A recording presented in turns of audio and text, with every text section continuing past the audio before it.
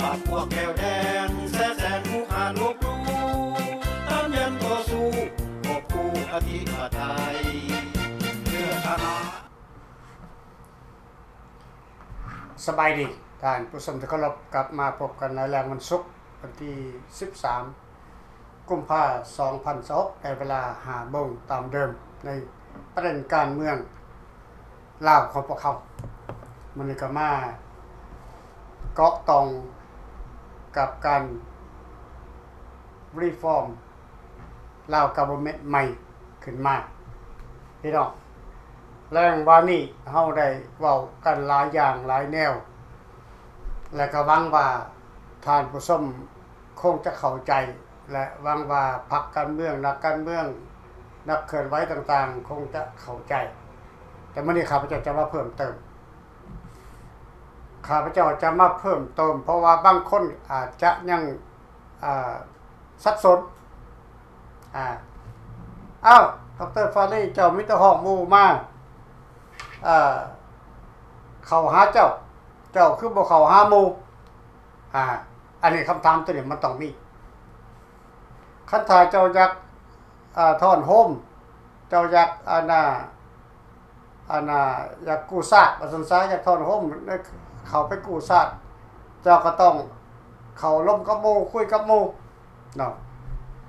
อันนี้คำถามเดิมๆคำถามเก่าๆที่เฮาเว้ากันมา50 ปีเจ้าเข้าหาข่อยค่อยๆหาเจ้าประชุมแล้วประชุมเราประชุมแล้วประชุมเราประชุมมาฮอด50 ปีผู้เสียเงินมากมายก็มีหลายผู้เสียเงินเป็น3-4 หมื่น 50,000 ดอลลาร์ก็มีในผ่านๆมาก็ย้อนว่าเจ้าเข้าหาข่อยเข้าหาเจ้าร่วมกันคุยกันตกลงกันบ่ได้จักเทื่อ50 ปีแล้วยังตกลงกันบ่ได้อันนี้แหละข้าพเจ้าจึงจะบอกว่าการรีฟอร์มลาวกัฟเวอร์เมนต์ของ3เหล่าทหารกล้านี่มันบ่แม่นแบบนั้นมันบ่แม่นเหมือนกับที่พวกท่านคิดกันทำกันมาในเมื่อก่อนเพราะปัจจุบันเป็นผลสำเร็จเพราะว่าแต่ละคนก็มีแนวคิดของไผของมันแต่ละกลุ่มก็มีนโยบายของไผของมันจะเอานโยบายหลายนโยบายมาโฮมกันบ่ได้เป็นไปบ่ได้ในโลกนี้เขาบ่มีพี่น้องเขาบ่เฮ็ดกันในโลกนี้พรรคคอมมิวนิสต์สปป.ลาวมันคุมอำนาจมา50 ปีมันก็มีนโยบายเดียวมันบ่มีนโยบายอื่นและมันก็บ่ต้องการพรรคการเมืองอะไรเข้ามาอีกเพราะมันจะมาเฮ็ดให้มันซับซ้อนและมีการขัดแย้งกันอยู่ในสภาเฮ็ดให้นโยบายของมัน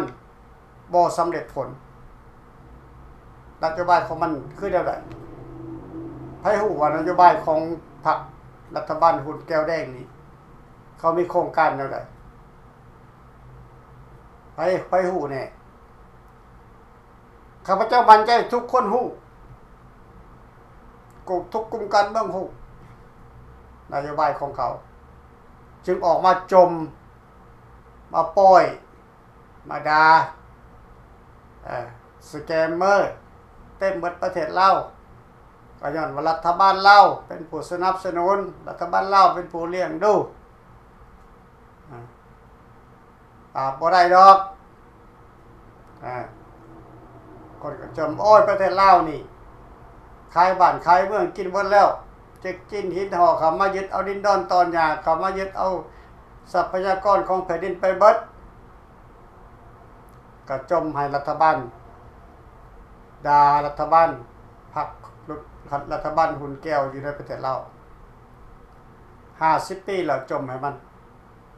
50 ปีแล้วด่ามัน50 ปีแล้วปล่อยให้มันล่มปล่อยให้มันตายนบพระนบเจ้านบผีนบสางให้มาซอยขา ป่าป้ามพวกเผด็จการพรรคคอมมิวนิสต์ก็มีเบิดล่ะพี่น้องใช่นั่นคือนโยบายเก่าๆแกพวกท่านจะดังด่ามันก็บ่ได้ฮ้อนนั่งจมว่าให้มันบ่ดีมันก็บ่ได้เดือดเงินเข้ากระทงมันผู้เดียวเงินรักพักใหญ่มีเงินมีคำมั่งมีร่ำรวยเจ้าบ่เบื่อได้แต่ก็ด่าไปคนบ่ได้เดือดร้อนเกินซ่านบ้านซองข่อยบ่ได้บ่เดือดร้อนหม้อข้าวข่อยหม้อแกงข่อยไปบอกพี่น้องมันง่ายนิดเดียวง่ายที่สุดเรื่องการเมืองน่ะเฮาด่ามันมา50ปีแล้วเฮาได้ยังบ่ได้แล้วไผเป็นผู้ได้ก็แม่นเขาเป็นผู้ได้อันนี้เขาจังว่านี่ละมันจังว่ารัฐบาลการรีฟอร์มรัฐบาลภายขวาขึ้นมาใหม่นี่โดยการนำพาของ3เหล่าทัพทหารกะแล้วเป็นหยังเฮาบ่เข้าหาหมู่เป็นหยังเฮาจะห้องหาแต่หมู่เข้ามาหาเฮาก็เพราะว่าหมู่ฮู้อยู่แล้วว่ารัฐบาลของฟรีลาวกัฟเวอร์เมนต์ของทหารกะนี่นโยบายคือหยังทหารกะต้องการหยังทุกคนฮู้นักการเมืองทุกคนฮู้แต่เป็นยังหมู่บ่เข้ามาเพราะหมู่บ่สนับสนุนเรื่องนี้คนบ่สนับสนุนเรื่องคือฟื้นสนธิสัญญาเพราะเกรงกลัวกับอำนาจเถื่อนของรัฐบาลหุ่นแก้วแดงอยู่ในประเทศลาวนี่คือความจริงดร.ฟาเล่คันถามหมู่บ่เข้ามาร่วมเจ้าคือห้องหาเขาอยู่บ่เซาเฮาก็ห้องหาบุคคลเฮาบ่ได้ห้องหาพรรคการเมืองเฮาห้องหาบุคคลที่สนใจอยากเปลี่ยนแปลงระบบการเมืองบุคคลที่พร้อมที่จะรีฟอร์มใหม่รัฐบาลภายขวานี่มารีฟอร์มรัฐบาลภายขวานี่ใหม่เฮาห้องหาบุคคลนั้นแล้วให้ข้าพเจ้าเข้าไปล้มนำได้บ่ได้เฉพาะบุคคลแต่หัวหน้าพรรคข้าพเจ้าบ่ล้มไปก็ให้ประโยชน์เพราะเขาบ่ได้คิดเหมือนกับเฮาคิดเขาคิดเรื่องของเขาทำเรื่องของเขามั่นใจในนโยบายเขาบ่มีทางจะมาสนับสนุนเรื่องสนธิสัญญานี่คือปัญหาของมันอยากให้ทุกคนเข้าใจถ้าไผต้องการอยากจะฟื้นสนธิสัญญาเหมือนกับพวกเขาแล้วเฮาล้มนำเฮาคุยนำเฮาเข้าร่วมนำจะเข้าความขอดเข้าความจะบ่ต้องมีหลายนโยบายเดียวเท่านั้นบ่ต้องมีหลายนโยบายส่วนนโยบายการปกครองประเทศมันเรื่องหนึ่งต่างหากให้มันได้กำอำนาจก่อนให้มันขับไล่รัฐบาลเผด็จการหุ่นแก้วแดงอยู่ในประเทศลาวนี่ออกจากอำนาจก่อนนโยบายใหม่จึงเข้ามานโยบายใหม่จึงมาวางมาตรการออกนี่คือวิธีการเมืองอันนี้เฮาบ่ทันได้ประเทศวางกันไว้หมดแล้วบ่มีตังค์นั่งก็ซื้อตังค์มานั่งเองบ่มีประชาชนเลือกตั้งก็ซื้อตังค์มานั่งเองรัฐมนตรีกระทรวงนั้นกระทรวงนี้ก็แต่งกันเองตั้งกันเองนั่งกันไปอยู่กันไปกันมันให้บอกพี่น้องนี่คือความล้าหลัง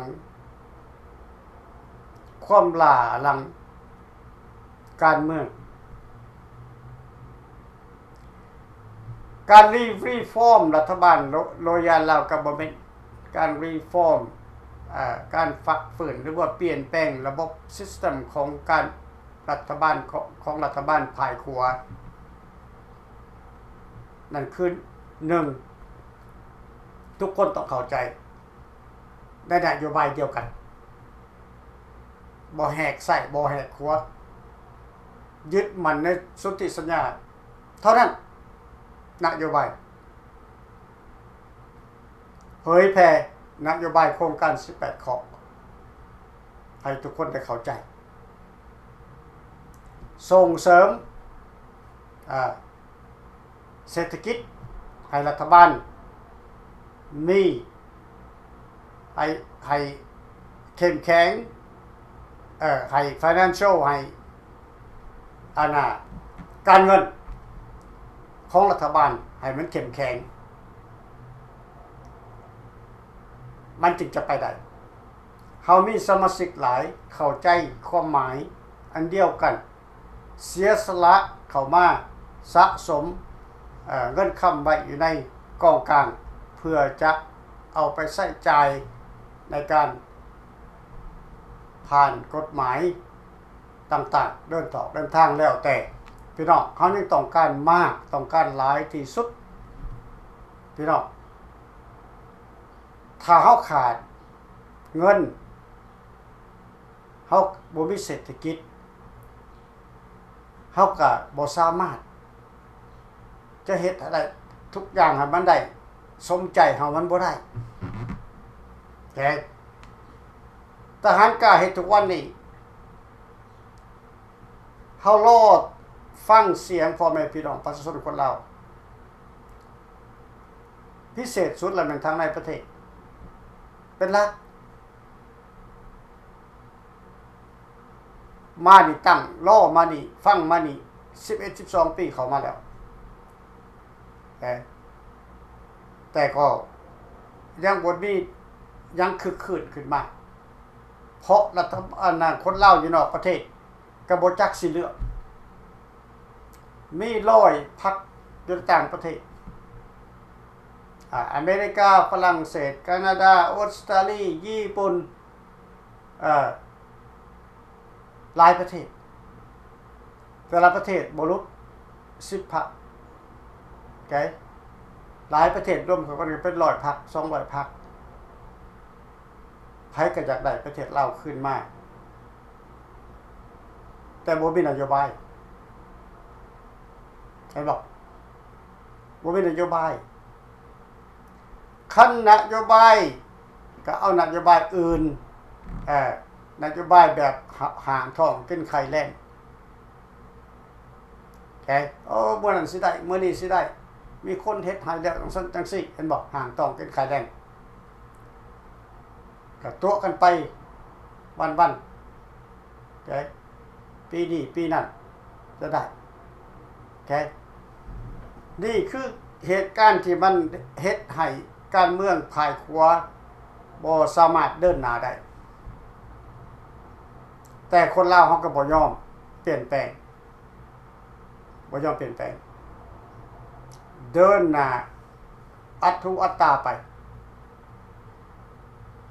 บ่ฟังเหตุฟังผล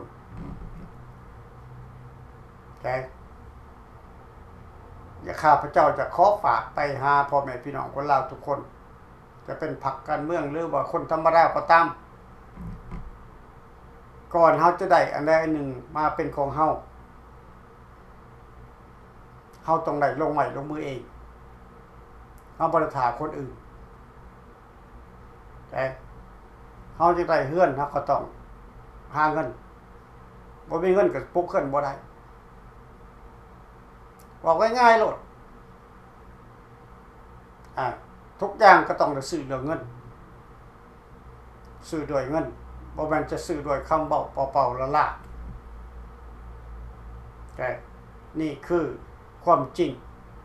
ในโลกนี้ในโลกมนุษย์นี้เดี๋ยวนี้เฮาขาดเศรษฐกิจเฮ็ดจะได้เฮาสิได้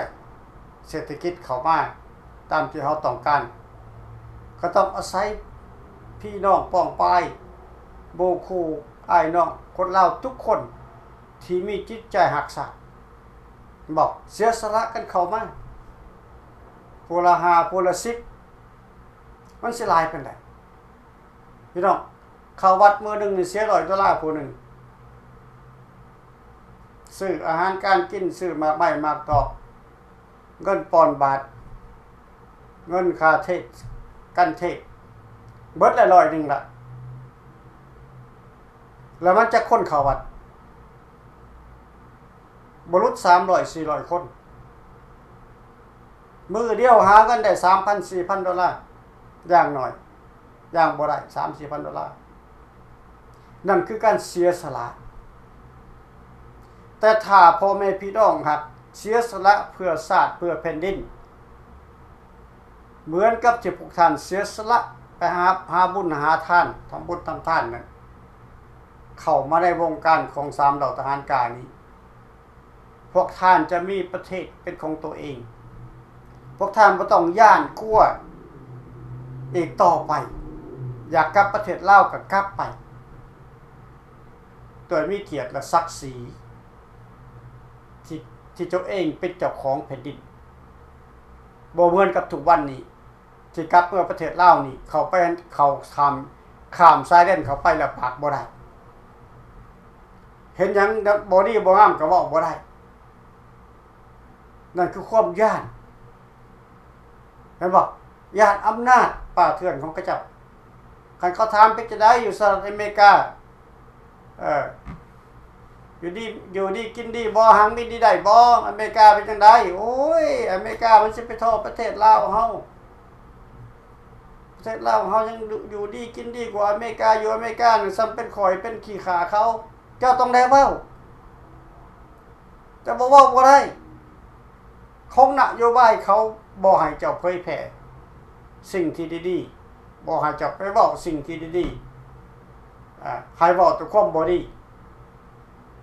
โอเคสู่ประชาชนลาวเขาฟังเพื่อบ่ให้คนลาวลงไหลกับระบอบเสรีประชาธิปไตย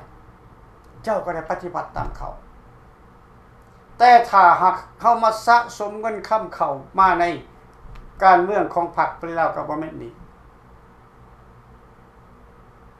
เมื่อใดเฮาได้ศาสตร์เฮาขึ้นมาพวกท่านบ่ได้ย่านกลัวเหมือนแบบนั้นถ้าอยากเมืองลาวพวกท่านก็เมื่อบ่ได้เสียค่าวีซ่าเข้าบ่มีไผเก็บค่าวีซ่าเข้าผ่านแดนเพราะพวกท่านเป็นเจ้าของประเทศพวกท่านอยากอยู่เป็นเดือนเป็นปีเป็นเท่าไรก็ได้เพราะพวกท่านเป็นเจ้าของประเทศเดี๋ยวนี้พวกท่านบ่ได้เป็นเจ้าของประเทศพวกท่านเป็นลาวต่างแดนเป็นลาวอพยพเป็นลาวลี้ภัยการเมืองที่พวกรัฐบาลหุ่นแก้วแดงเขาบ่ยอมรับว่าพวกเจ้าเป็นลาวอพยพเขาเผยแพร่โฆษณาทุกวันน้ำบ้านน้ำเมืองน้ำแขวงว่าพวกลาวอพยพนี่เป็นคนบ่ดีเป็นคนขายสารพวกท่านก็ได้ยินนำกันแต่พวกท่านหักเป็นเฮ็ดเป็นหูหนวกตาบอดเพราะกลัวอำนาจเถื่อนของรัฐบาลหุ่นแก้วแดงแล้วเฮาบ่อยากให้มีแบบนั้นอีกต่อไปในอนาคตเฮาจึงสู้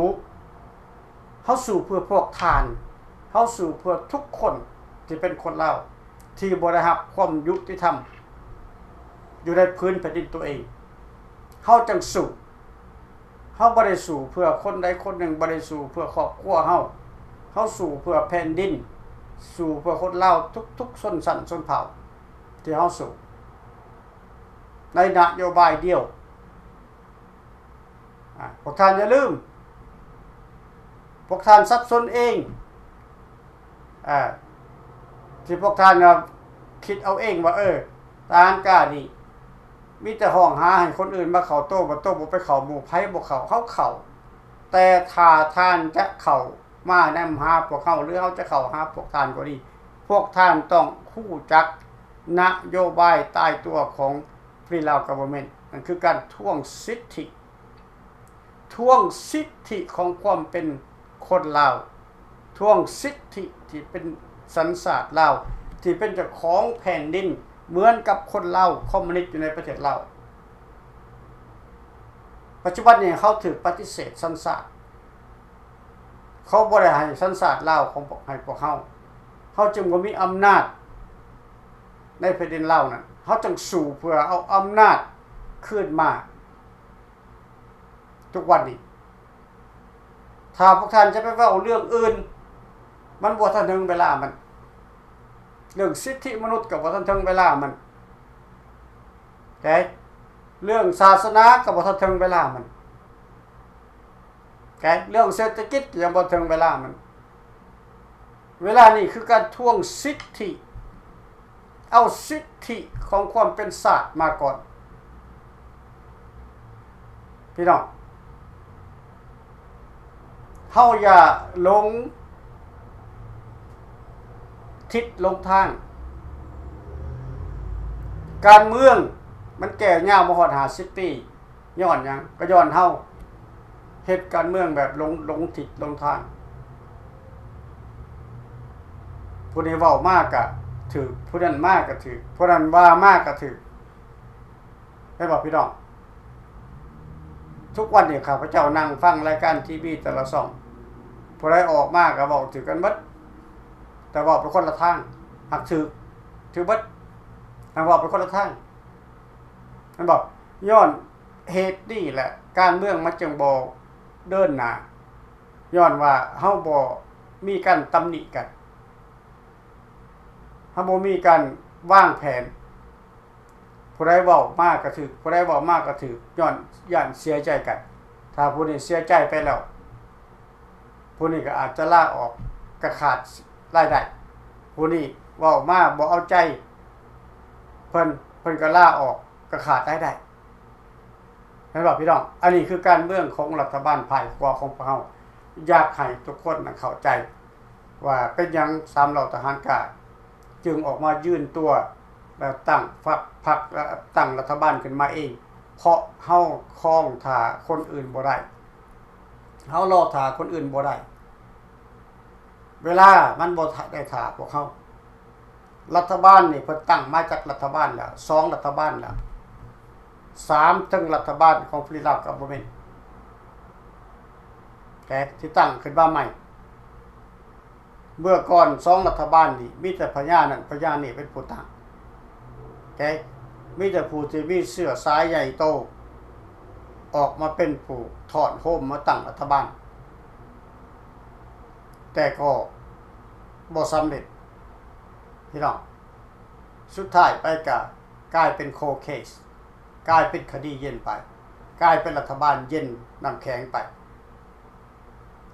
สิติ้งแห้งกับบ่กล้าติ้งสิเว้าแห้งกับบ่กล้าเว้าเว้าแต่คำเก่าหั่นนโยบายอื่นบ่มีออกมาอันนี้คือเหตุผลที่ว่าให้มีรัฐบาลใหม่เกิดขึ้นมาของรัฐบาลของ3เหล่าทหารกล้ารัฐตั้งชื่อว่า Free Lao Government นี่คือเหตุคือผลพี่น้องบ่ต้องกังวลว่ารัฐบาล Free Lao Government นี่จะยืนตัวอยู่คนเดียวไปบ่รอดข้าพเจ้าบ่รอด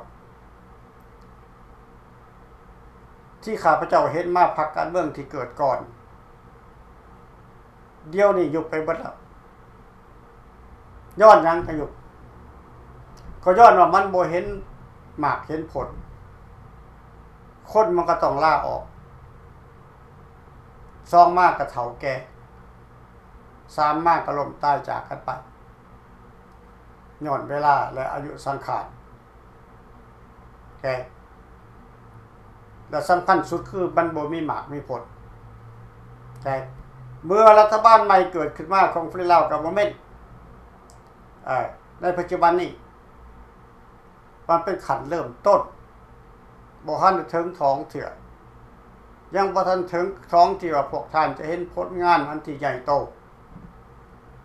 เพราะเฮากำลังสืบทอดนโยบายโครงการ18ข้อเพื่อให้เป็นกฎหมายเพื่อจะไปขับไล่หรือเจรจากับรัฐบาลหุ้นแก้วแดงในประเทศเรานี่คือวิธีการถ้าหากเข้าบ่สามารถจะตกลงกับสปป.ลาวได้เรื่องสนธิสัญญานี่ปัญหามันก็ต้องเกิดเรื่องมันก็ต้องเกิดเป็นจะเกิดก็เพราะว่ารัฐบาลเราบ่ยอมรับสนธิสัญญา เพราะเหตุด้วยผลใดก็ตามแต่พวกท่านต้องเข้าใจว่าสนธิสัญญานี่ถูกเส้นกันโดยสองฝ่ายสุภานุวงศ์เป็นประธานของพรรคแนวลาวหักษาสุวรรณภูมิเป็นประธานของฝ่ายรัฐบาลฝ่ายขวา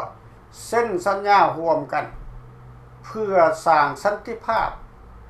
ของลาวบ่มีลาวในลาวนอกบ่มีลาวแดงบ่มีลาวขาวมีแต่ลาวสีเดียวกันอยู่ในโครงการ18ข้อ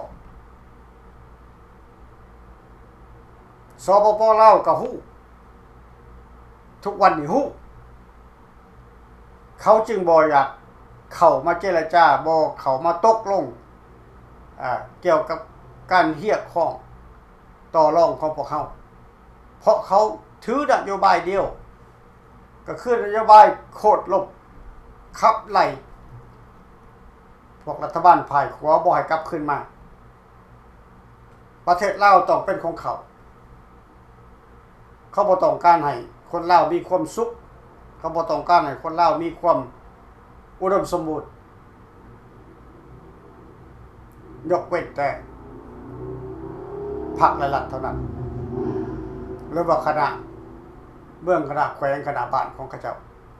พวกข้าราชการสุดรุ่นใหญ่ของเขาเจ้ามีอยู่มีกินเขาจะขายดินขายดอนขายบ้านขายเรื่อยขายไม้ขายทรัพยากรต่างๆเขาก็ขายได้เพราะเขามีอำนาจแต่ประชาชนเนี่ยตัดไม้ลำหนึ่งมาให้เผาถ่านกับพิษ ทุกคนก็ฮู้นำกัน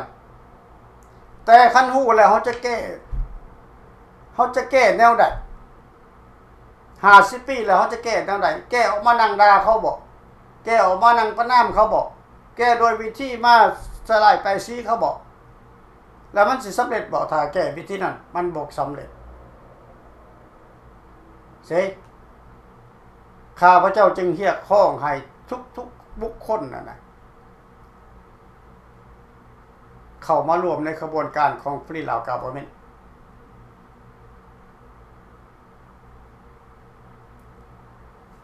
มาหับฟังมาเฮียนหู้นโยบายใหม่มาศึกษานโยบายใหม่ของรัฐบาลภายขวากฎหมายใหม่ทุกอย่างใหม่หมดพี่น้องเฮาบ่เดินแบบเก่าๆเฮาบ่เว้าแบบเก่าๆเฮามีนโยบายใหม่เดินหน้าถ้าพวกท่านพร้อมเข้ามาบ่จะเป็นจะให้ข้าพเจ้าไปหาพวกท่านพวกท่านฮู้ข้าพเจ้าหลายกว่าข้าพเจ้ารู้จักพวกท่านทุกคนฮู้ถ้าไปเข้าฟังเข้าส้มรายการทีวีเราเนี่ยพวกท่านก็ฮู้ข้าพเจ้าแต่ข้าพเจ้าจะบ่ฮู้ท่านเพราะพวกท่านบ่ได้เสนอพวกชื่อเสียงเรื่องน้ำให้ข้าพเจ้ารับรู้ข้าพเจ้าก็บ่ฮู้ข้าพเจ้าฮู้ได้แต่ในสมาชิกของผู้ที่ได้เป็นสมาชิกแล้วข้าพเจ้ารับรู้เบิดถ้าพวกท่านอยากให้ข้าพเจ้ารับรู้พวกท่านก็ต้องสมัครเข้ามาเป็นสมาชิกมาออกไอเดียนำกันมาวางแผนนำกันพี่น้องมันจึงจะเกิดมื้อนี้ข้าพเจ้าจะบ่ได้เว้าหลายเด้อพี่น้องเนาะเพราะว่าข้อมันก็เสียแผก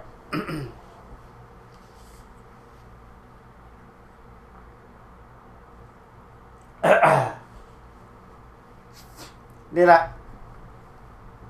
เพราะว่าเมื่อวานนะครับพระเจ้าได้ว่าไปเกือบเบิดแล้วเกือบทุกอย่างแล้วในการรีฟอร์มรัฐบาลแต่เขายังมีหลายแนวที่เขาบ่สามารถเปิดเผยทางรายการทีวีได้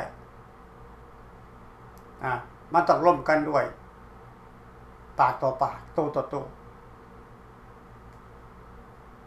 ประเทศใดเขาเกิดกันเหมือนกันทั้งนั้นพี่น้องการเจรจาการเมืองระหว่างประเทศเขาจะบ่ว่าในโทรศัพท์ขออนุญาตสบายดีท่านน้ำแท้สบายดีท่านดร.ปาดิเจ้าสบายดีสบายดีคณะพี่ดาวกบมันและสบายดีท่านผู้ชมผู้ฟัง3ประสิทธิ์ของ3เราทหารกาทุกๆส่วนท่านทุกท่านเนาะมื้อนี้ข้าพเจ้ามีประเด็นจะออกมาร่วมกับท่านดร. คือรัฐบาลพี่เราก็มันเด็กๆน้อยๆบ่เอาหน้า โอเคท่าน เพราะว่ามันข้อมูลตัวมันบ่ยาวแล้วก็เฮารับมาแล้วก็เฮาจะเว้าเฉพาะเจาะจงนั่นนะเนาะ เจ้า ถึงจังได๋ก็ฝากคนมาคอมแพงพี่น้องคณะพี่ดาวกอร์เมนต์นี่คือนักต่อสู้กู้ชาติผู้เป็นเด่นที่แท้จริงเพื่อหวังเอาแผ่นดินดอนตอหญ้าเฮากลับขึ้นมาถ้าว่าดวงชะตาวาสนาเฮาก็อาจจะมีผู้ที่ว่าเพิ่นมีความรักเข้ามาเป็นผู้นำเฮาได้เนาะทานเนาะ เจ้า อันนี้ก็ขอฝากความหวังเด้อพี่น้องและข้าพเจ้าจะออกมาเว้ามื้อนี้เรื่องพี่น้องปี1975มันยึดอำนาจจักปีมันตบตาพี่น้องคนลาวอยู่10 ปีได้แม่นบ่ท่าน10 ปีเต็มๆ 10 ปี52 ปีนี่ล่ะ แล้วคนหน้าเขาบ่มีอยู่มีกินมีหยังเลยจนแทบที่ว่าพลิกแผ่นดินอยู่พุ่นน่ะภายในนั้น อือฮึ แต่พวกลาวเฮาก็ยังเป็นหยังก็ยังไปสนับสนุนตบมือส่งเสยกับเขา คือเดี๋ยวนี้พี่น้องอันนี้แม่นข้อมูลที่จริงเดี๋ยวนี้หันถ้าว่าเมื่อไหร่เสริมใส่มันเป็นรัฐบาลและมันสิยกเอาแก้วนั่นมาเป็นผู้นำในประเทศลาวนั่นแต่คนลาวเขาสิไปอยู่ไสล่ะบาดนี้ก็มันสิบ่อพยพอีกคือเก่า อือ ห ฮึ รือทานว่าจังได๋ แม่นแล้วอพยพมันบ่สิ้นสุดดอกจนไปแต่ลาว ก็คิดเบิ่งกัมพูชาดิแก้วมันท่าใส่รถได้ ถ้ากัมพูชานี่ล่วงเกินกับแก้วนั่นเพราะว่ามันเคยเอายุดกัมพูชาสมัยอันก่อนสิปล่อยให้คนเซ็นน่ะ10 กว่าปีแม่นบ่ล่ะ แล้วปัจจุบันนี่เส้นเดียวกันเฮาลาวเฮาจะเป็นขาดธาตุแก้วนี่นี้บ่บ่นแท้ๆเด้ถ้ามันเอาเฮ็ดครั้งนี้เสริมใส่เฮ็ดครั้งนี้แปลว่านี้บ่มุมแท้ๆเด้คนลาวเฮานี่เป็นธาตุเขา100% เดือด เป็นธาตุของแก้วจะมีอำรับอยู่ในประเทศแก้วจะเป็นเจ้าของทุกอย่างอยู่ในประเทศลาวนะมันมีแต่อ้างว่าลาวเพื่อองค์การโลกนี่ย่านมันเขาไปบีบบังคับแก้วหั่นแม่นบ่ล่ะท่าน อือฮึ มันจังคอยว่ายังว่าลาวอยู่ถ้าว่ามันคิดแล้วถ้าว่ามันตบมือดังแล้วแน่นอนว่าลาวเฮาพังโดดมันบ่แปลกกับ75ดอกเฮาสิพบไปทางใดได้เฮาสิคนลาวเฮาสิพบลมพบตายไปไสอีกบัดนี้แล้วบ่อนเพิ่งพาอาศัยเฮาจะสิเป็นจังไดได้แม่นบ่ล่ะท่าน แม่น ข้าพเจ้าได้พบมาปี1975นั่นอยู่ตามผู้ตามผานั่น5 ปีนั่นมันก็ทรมานสมควรอยู่ได้แม่นบ่ล่ะท่าน เอาไว้บ่ว่าแล้ว บ่แม่น ใก ขอ ล้ งธร ว่าร มดา ใกล้ว่าทรมานเกินกว่าทรมานอีก เดือตายจังยังก็ว่า อือฮึ พาเต้นน่ะคาว่านี่พอได้ตุ่มยามฝนตก น้อยเต้นมัน วัฒนะ ถ้ามันไม่เต้นมันก็ยังใครแต่ว่าเอาใบใหม่เด้ถ้าน้ำแต่งข้าพเจ้านี่ใบใหม่เด้บ่มีเต้นเด้ เออ อันนี้พวกข้าพเจ้านี่ขอนำพวกตสรไทย เขาให้คุณว่าเดียวน่ะแฟนหนึ่ง อือ ก็อยู่กันได้ฮอด5 ปี แต่ต่อไปถ้าว่าลาวระหว่างพี่ลาวกับแม่นนี่คนบ่เข้ามาสนับสนุนบ่คนเขาบ่มาอุ้มสู้หรือว่ายู่ทรงกันนี่ถ้ามันเป็นแบบนี้คือเก่านั้นพวกเฮาจะบ่เหลือแล้วจะบ่เหลือได้พี่น้องบ่เหลือเพราะว่าข้อมูลตัวนี้มันสำคัญที่สุดพวกแก้วมีอำนาจเด้อยู่ในประเทศลาวสิไปทำร้ายแก้วกับเจ๊กนี่ทำได้บ่ได้เพราะว่าเจ๊กเป็นเจ้าของเงินแม่นบ่ล่ะ อือฮึ แก้วเป็นเจ้าของแผ่นดินขายแผ่นดินเอาก็แม่นขึ้นกับเขาเพราะฉะนั้นให้เล่าเฮาเปลี่ยนมุกเป็นใจพี่น้องระหว่างพี่น้องทั้งเหนือทั้งใต้อย่าหลงไหลใฝ่ฝันไปทางอื่นให้เมื่อนตาขึ้นมาเบิ่งฟรีดาวก็แม่นเพิ่นเฮ็ดจังได๋ช่วงอีหยังเฮ็ดจังได๋และเขามาเป็นภาคีอันหนึ่งอันเดียวเพื่อเรียกร้องถึงองค์การสหประชาชาตินานาชาตินี่ให้โลกเพิ่นรับรู้แม่นบ่ท่าน เจ้านี่เป็นอย่างยิ่งถึงจะได้ก็ขอฝากความหวังนำพี่น้องคนลาวเด้อพี่น้องอันนี้มันเป็นจริงได้อันนี้มันจริงได้อันนี้บ่แม่นบ่จริงได้นี่แม่นล่ะแล้วก็พวกท่านพยายามเข้าไปเบิ่งว่ามันแม่นจริงคือข้าพเจ้าเว้าบ่เดินไปเบิ่งจักเล็กจักน้อยว่าติดตามYouTube หรือว่าพี่ต่างๆบอกว่าอยู่ในประเทศลาวนั้นเป็นจังได๋พวกพี่น้องชาวลาวเฮาเอาออกมาเอาดีเอาออกมาให้เฮาชมเฮาฟังเนาะท่านเจ้ามันความจริงบ่หรือบ่จริงบ่เฮาก็เข้าไปเบิ่งนั่นพี่น้องอย่าสิลงไหลไปฝันนำเก่งน้ำแก้ว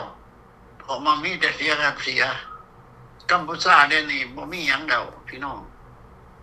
คือสิคือกันกับประเทศหยังก็ทานเพิ่นยุดนั่นเวเนซุเอลากับคิวบาฮอดบ่มีฮอดน้ำมันใส่บ่มีฮอดข้าวกินบ่มีฮอดอีหยังเด้ถ้าประเทศลาวนั่นถ้ามันไปเป็นแบบนั้นสิว่าได้เพิ่นสิบ่เฮ็ดแม่นบ่ล่ะแน่นอนอย่าว่าได้เพิ่นสิบ่เฮ็ดถ้าเพิ่นเฮ็ดเนี่ยปิดทางล่ะ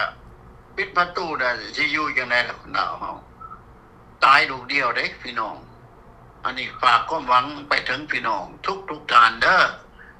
ท่านดรอยู่ดีไม่แห้งเด้อแล้วขอบใจท่านนั้นใจบายนี่แหละความจริงที่นี้บ่รอดนี่บ่วิทย์ความจริงนะบ่ได้บางข้าพเจ้าจะมาต่อยอดของท่านน้ำแจ้งเกี่ยวกับคำว่าขาดธาตุนะหลายคนลาวเขาบ่เข้าบ่อยากทรงจำบ่อยากทรงจำในประวัติศาสตร์ของตนเองในประวัติศาสตร์ลาวเฮาเองบ่อยากฮู้บ่อยากฟังบ่อยากจื้อว่าซั่นซะบ่อยากจำมีแต่ว่าอยากม่วนไปหน้าอยากดีไปหน้าแต่ประวัติศาสตร์ที่มันเฮ็ดให้พวกเฮาเนี่ยต่ำต้อยคนลาวเขาบ่ค่อยเก็บขึ้นมาใส่สมองให้มันยุ่งให้มันเจ็บหัวแก่พวกท่านต้องเรียนรู้ว่าลาวนี่นะพ้นจากความพ้นจากความเป็นขาทาสได้แต่30 ปีได้หลายศตวรรษผ่านมาลาวเป็นแต่ขาทาสมาตลอดฝรั่งเข้ามาลาวหัวมังเกินก็เป็นขาทาสของฝรั่งญี่ปุ่นเข้ามาลาวหัวมังเกินประเทศลาวก็เป็นขาทาสญี่ปุ่นพี่น้องลาวบ่มีเอกราชลาวไม่ได้รับเอกราชเป็นทางการแค่แต่30 ปีเท่านั้นพี่น้อง30 ปีหลังจาก30 ปีมันเกิดขึ้นกับพวกรัฐบาลหุ่นแก้วแดงเนี่ยมันเข้ามายึดอำนาจแล้วบอกมันก็เกี่ยวมาในหม่องเก่าคือเก่าเกี่ยวมาในจุดเดียวที่เฮาบอกมาทุกวันนี้การเมืองมันโมนี้ใกล้ดอกมันอยู่ใกล้ๆนี่การเมืองทอแต่ว่าเฮาสิข้ามมันไปบ่จุติหรือว่าเฮาจะจับเอาจุติขึ้นมาประเทศลาวแบ่งเป็น2พรรค2ฝ่ายได้ก็ย้อนฝ่ายได้ฝ่ายหนึ่งบ่ปฏิบัติตามสนธิสัญญาได้บ่พี่น้องได้บ่ฝ่ายนั้นมันบ่ปฏิบัติเฮาก็บ่ปฏิบัติตามกันบ่เห็นบ่ หลังจากเขายึดอำนาจ75ไปแล้วเขายกเลิกสัญญาไปแล้วไอ้ลาวรัฐบาลพ่ายครัวที่เป็นเจ้าของประเทศก็ยกเลิกนำเขาอีกเห็นบ่มันบ่ได้ไกลจากตัวเฮาจักหน่อยเลยเรื่องการเมืองน่ะแต่เป็นอย่างลาวรัฐบาลพ่ายครัวจึงบ่คิดนำเอาสนธิสัญญานี่ขึ้นมาแต่เริ่มต้นข้าพเจ้าบอกไปแล้วว่านี่โอเคทิศก่อนข้าพเจ้าก็ได้บอกไปแล้วสนธิสัญญาเนี่ยมันบ่ควรตายตั้งแต่วันที่2ธันวาคม75พุทธถึงแม้ว่าพวกลาวแดงมันจะประกาศยึดอำนาจแต่พวกเขาทหารเราน้อยๆเขาบ่ยอมให้พวกแก้วแดงลาวแดงเขามายึดอำนาจเขาสู่กันมาตลอดแต่รัฐบาลพ่ายครัวเป็นผู้ยกทุ่งขาวเองก่อนได้บอกพี่น้องอันนี้ครับจุดอ่อนเฮาได้นี่จุดอ่อนของรัฐบาลเฮาได้นี่ให้คนลาวเฮาฟังนำกันจุดอ่อนก็คือจุดอ่อน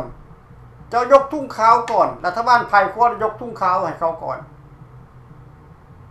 โอเคพี่น้องสบายดีท่านแม่คงสวัสดีท่านดร.เปอรี่ขอทักทายสวัสดีท่านดร.เปอรี่เด้อเจ้าสบายดีครับครอบครัวลูกเต้าเบิดทุกคนเด้อท่านดร.เปอรี่แล้วก็ขอทักทายสบายดีท่านน้ำแทงที่ลงไปเมื่อกี้นี่พร้อมในครอบครัวด้วยท่านน้ำแทงเด้อขับยกเอกผงศรีสัตนาคและก็ก่อนสิเข้ารายการขอทักทายสบายดีเป็นยังพ่อพี่น้องชาวลาวเฮาอยู่ทั่วทุกมุมโลกที่สดับรับฟัง3เหล่าทหารกล้าหรือว่าฟรีลาวกาบ่แม่นหรือท่านฟอรี่จะได้ออกมาเมื่อวานนี้ได้ออกมาแถลงการหลายประเด็นข้าพเจ้าก็ฟังแล้วก็ละเอียดดีท่านดร.เปอรี่ถูกต้องนักทุกสิ่งทุกอย่างท่านดร.เปอรี่ที่เรามาเมื่อวานนี้เนี่ยมันเป็นความจริงเป็นเรื่องจริงพ่อแม่พี่น้องแต่ว่ามันอาจจะไปต้องจิตใจของผู้ใดผู้หนึ่งหรือทานใดทานหนึ่งหรือกลุ่มใดกลุ่มหนึ่งกับยาเนาะท่านดร.เปอรี่เนาะแม่นแล้วเขาก็ต้องได้เว้าเขาก็ต้องได้ว่าเขาก็ต้องได้เปิดมันถึงเวลามันละเด็กพ่อแม่พี่น้อง4-50 ปีผ่านมาแล้วดิแล้วก็ขอแสดงความเคารพเป็นท่านที่ปรึกษาทุกท่านแล้วก็นายพลใหญ่ของเขาก็คือท่านนายพลสมบุญสมราพร้อมด้วยครอบครัวลูกเต้าย่าแม่ว่าทุกคนแล้วก็พ่อแม่พี่น้องที่สนับรับฟังอยู่กับขอความกรุณาเพื่อเป็นแห่งใจกำลังใจให้สำหรับทหารกล้าหรือว่าฟรีลาวกาแม่นหรือว่าท่านดร.เปอรี่เป็นบก.หัวหน้าทางสถานีก็ขอให้กดไลค์กดแชร์กันคนละแชร์พ่อแม่พี่น้องให้ได้สนับรับฟังทั่วกันไปเพื่อเป็นประโยชน์เพื่อเป็นกรณีศึกษาได้ด้านการบ้านการเมืองเนาะท่านดร.เปอรี่เนาะพร้อมทั้งพ่อแม่พี่น้องท่านพ่อแม่พี่น้องได้เข้าใจกันว่า50 ปีผ่านมาแล้วนี่มันเป็นจังไดท่านดร.เปอรี่ก็ได้อธิบายมาเมื่อวานนี้ครับเจ้าก็ได้ติดตามละเอียดดีหลายท่านดร.เปอรี่คักหลายจบหลายเฮาต้องได้เว้าเฮาต้องได้ว่าเฮาต้องได้เปิดพ่อแม่พี่น้องมันสมควรเวลาแล้วหลายภาคการเมืองนั้น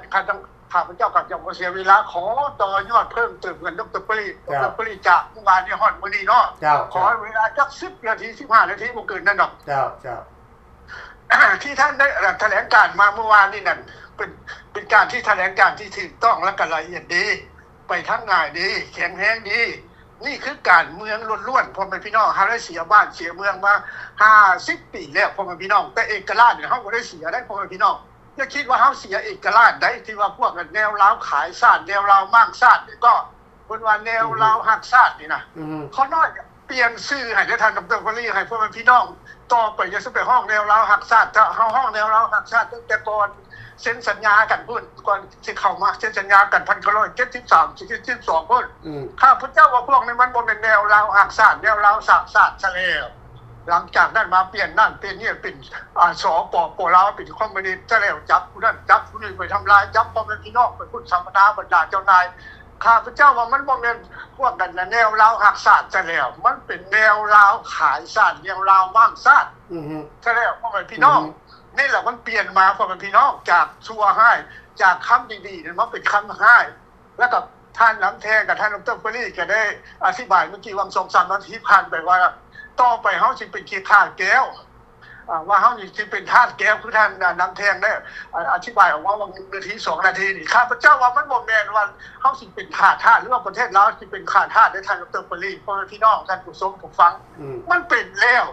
มันเป็นตั้งแต่ผู้นำบักไก่สอนมันเป็นนายกผู้น่ะนั่นแหละบักไก่สอนนี่เป็นไผชนะโลกบักเยียนไก่ซุ่ม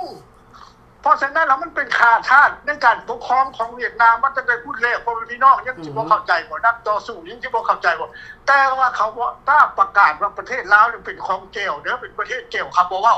แต่คำว่าเปิดสภาอยู่มันเป็นไผซะน่ะก็แก้วบักเยียนสนฟุกบ่ว่าล้านนั่นอีป้านอกป้าดีหมู่นั่น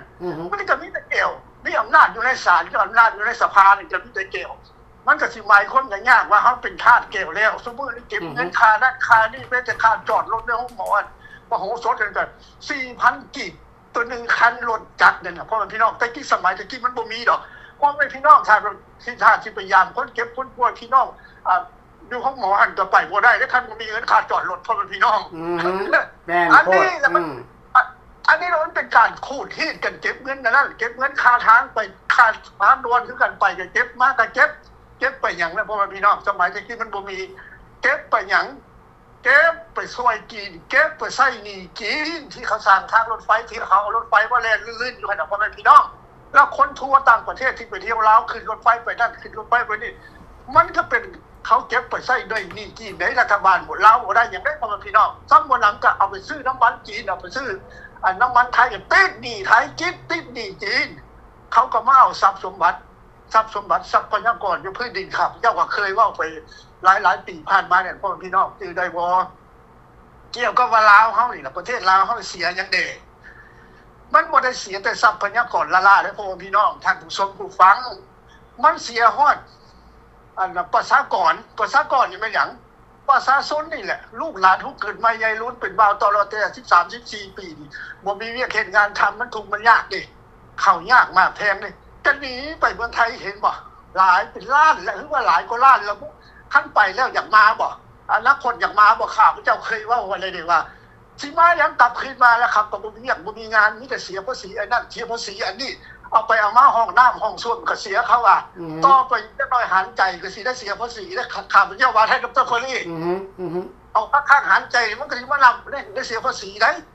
แล้วแต่เจ้าทายเข้าห้องน้ำจักมื้อจักเทื่อนี่ก็สิได้เสียอีกแล้วบ่พี่น้องขอโทษนี่แหละพ่อแม่พี่น้องคอมมิวนิสต์มันบีบมันคั่นหมดทุกสิ่งทุกอย่างเห็นบ่เจาะใต้ดินจะเอาดินถล่มลงทางกันทองหมอกทองบังบ่ได้น่ะก็ยังเจาะอีกอยู่เฮ็ดอีกอยู่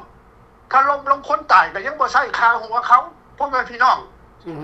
อันนี้แหละพ่อแม่พี่น้องควรเบื่อหน่ายได้แล้วระบบคอมมิวนิสต์เกี่ยวกับรัฐบาลนั่นน่ะออกมาจากถ้ำพวกมาขี้เหือนเดี๋ยวพ่อแม่พี่น้องมันบ่มีโอกาสที่จะมาพัฒนาดอกพ่อแม่พี่น้องข้าพเจ้าเคยบอกว่าเคยเว้าไว้แล้วดิ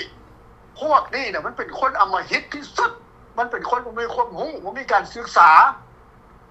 เพราะฉะนั้นพ่อแม่พี่น้องฟังแล้วให้เข้าใจคำว่าสามัคคีกันปองดองกันเนี่ยลาวต่อลาวเฮานี่น่ะพ่อแม่พี่น้องควรสิหันหน้าคันเข้าหากันนั่นแหละบ่ว่าพรรคการเมืองใดก็แล้วแต่อันนี้ข้าพเจ้าขอฝากฝังไปเด้อพรรคการเมืองใดก็แล้วแต่ประชาชนคนลาวอยู่ในต่างประเทศหรือว่าอยู่นอกประเทศหรือว่าอยู่ในประเทศลาวได้ก็แล้วแต่ที่ยังมีการต่อสู้อยู่กับวิซีอาจจะมีคน50-60% แต่ว่าเฮ็ดหยังเขาบ่ได้เขาคุมงานแน่นคือท่านดร.ปรีว่าได้เลยทางเดียวเท่านั้นที่เฮาจะฟื้นฟูได้ก็คือเฮาฟื้นฟูสัญญา18ข้อที่ได้เซ็นกันมาแล้วนี้มันยังบ่สิ้นสุดพ่อแม่พี่น้องถ้าเรื่องนี้ยังบ่ขึ้นศาลเจนีวาได้บ่ท่านดร.ปรี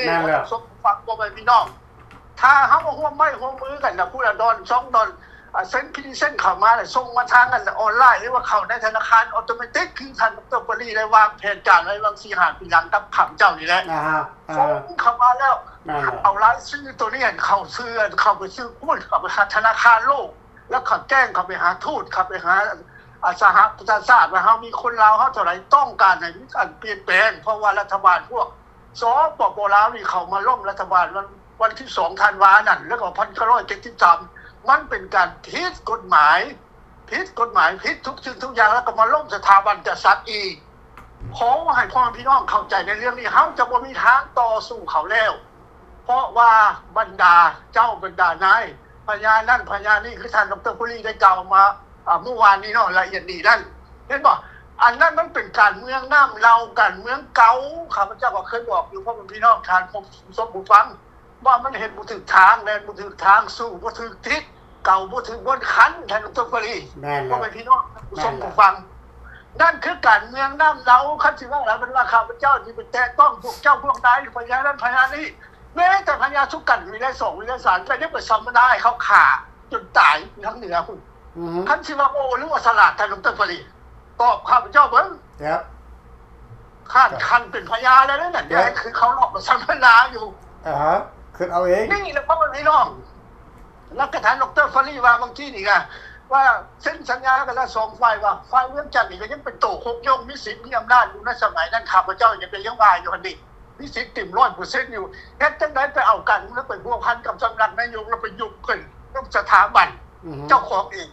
แล้วเอาขึ้นไปสัมมนาทรมานทรกรรมจนเสียชีวิตจนสิ้นพระชนม์มันบ่เป็นการถูกต้องแน่นั้นพ่อแม่พี่น้องมันเป็นการฆ่าล้าวตัวล้าวทำร้ายกันเองแน่นั่นสมัยนั้นพวกไฟขัวของเขาก็ยังมี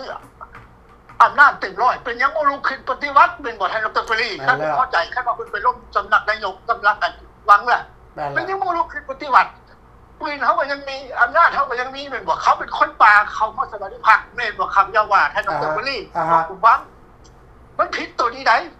ท่านดร.ฟรีเราเมื่อวานนี้ข่าวพระเจ้าก็ได้ฟังอยู่ขั้นเขียวอยู่ได้ท่านดร.ฟรีอยากอ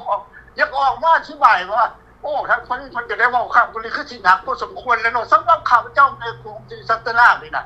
ข้าพเจ้ารับผิดชอบทุกสิ่งทุกอย่างคำเว้าของข้าพเจ้าน่ะอยากด่าท่านอยากข้าพเจ้าก็ได้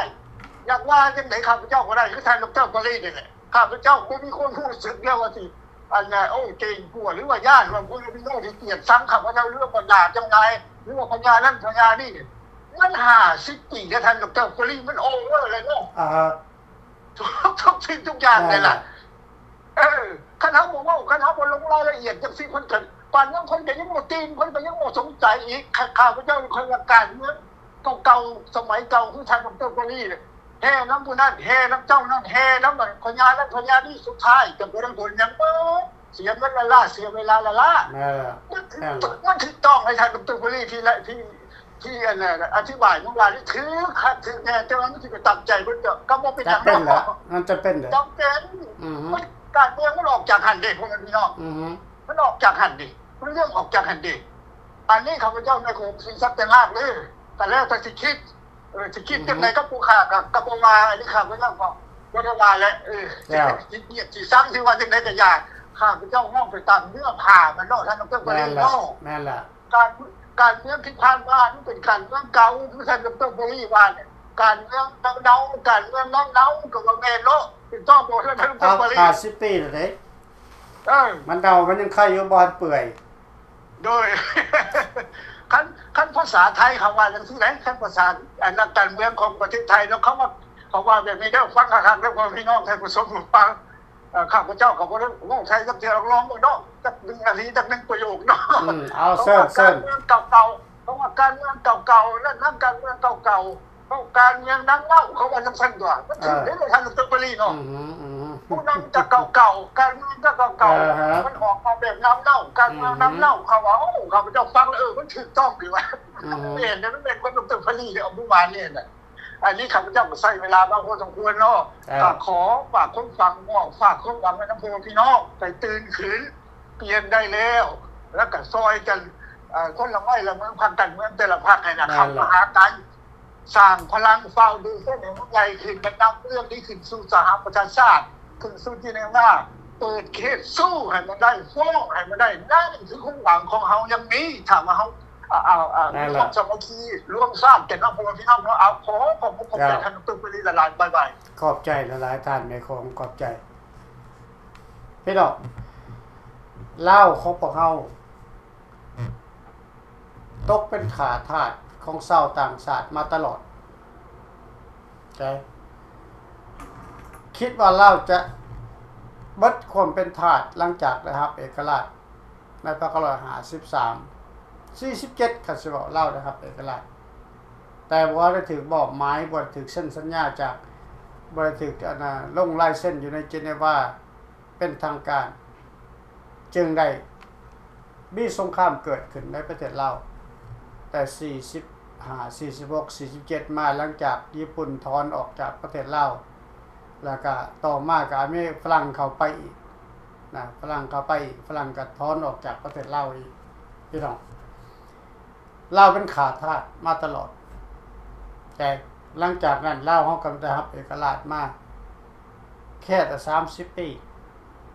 ก็กลับมาเป็นขาทาสเหมือนเดิมอีกแกเป็นขาทาสให้แก้วแดงเท่าทุกวันนี้ซัมบ่น้ำอีกเป็นขาทาสให้เจ๊กอีกทั้งเจ๊กทั้งแก้วเข้ามาเหยียบย่ำอธิปไตยลาว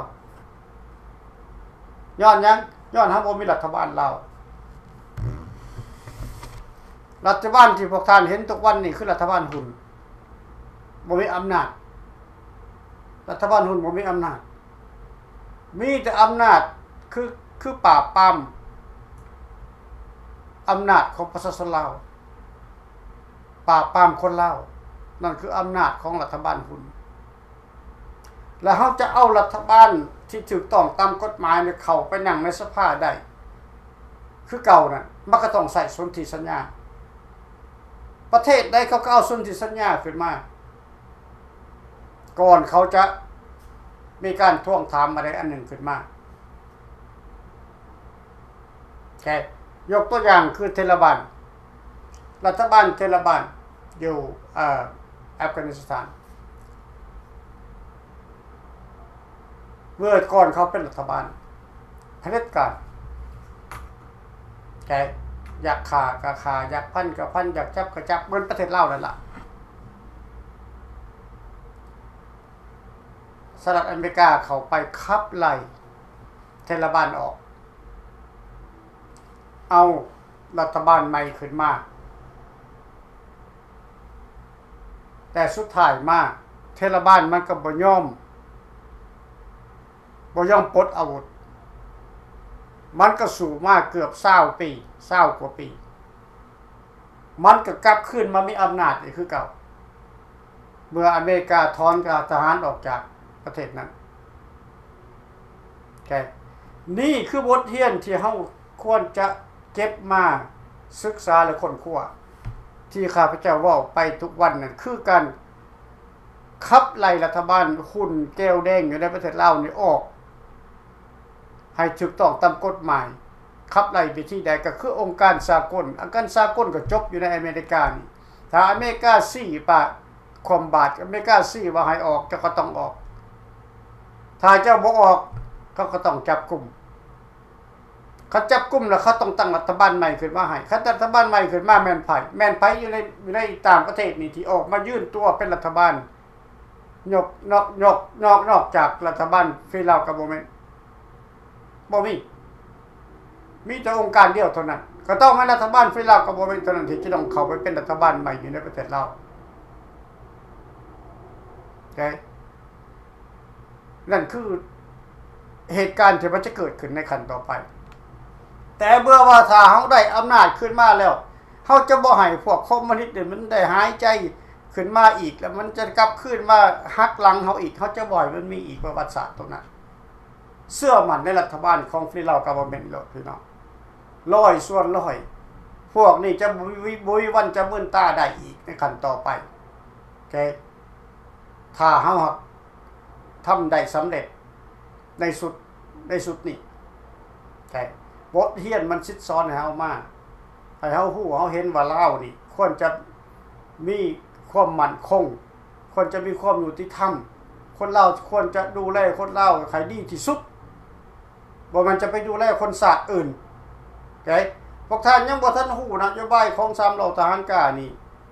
ฮอด 100% เฮามีนโยบายหลายนโยบายที่ว่าเฮาซับซ้อนไว้นะมีหลายอย่างแต่เมื่อได้หักเมื่อเขาได้อำนาจมาแล้วพวกท่านจะหูเองว่ารัฐบาลฝ่ายขวานี่มันเข้มแข็งขนาดใดนักแน่นขนาดใดนะถ้าพวกท่านพร้อมก็เข้ามาอย่าไปคิดว่ารัฐบาลทหารเป็นรัฐบาลเผด็จการ no ในยุคนี้มันต้องใส่รัฐบาลทหารในยุคนี้เขาต้องใส่รัฐบาลทหาร